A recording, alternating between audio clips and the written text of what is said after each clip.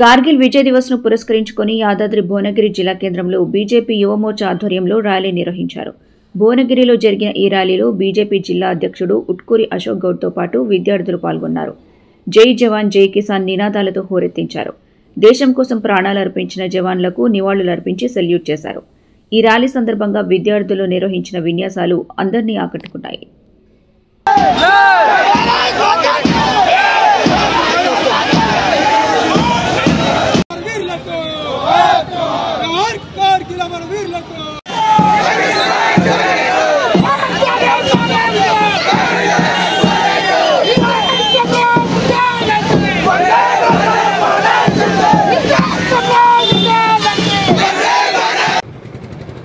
కార్గిల్ దివాస్ నుండి ఈనాటి ఆపరేషన్ సింధూర్ వరకు కూడా కాశ్మీర్ అనేది భారతదేశ అంతర్భూభాగమే అని చాటి చెప్పిన వీర సైనికులకు నివాళులర్పిస్తూ ఈరోజు దేశం మొత్తం ముఖ్యంగా ఈనాడు నివాళులర్పిస్తూ దేశం మొత్తం కూడా సైనికుల త్యాగాలను స్మరించుకుంటూ నేటి విద్యార్థులకు యువతకు స్ఫూర్తినిస్తూ భారతీయ జనతా యువమోర్చా ఆధ్వర్యంలో జిల్లా వ్యాప్తంగా కూడా వాళ్ళకి నివాళులర్పిస్తూ వాళ్ళ త్యాగాలను స్మరించుకుంటుంది.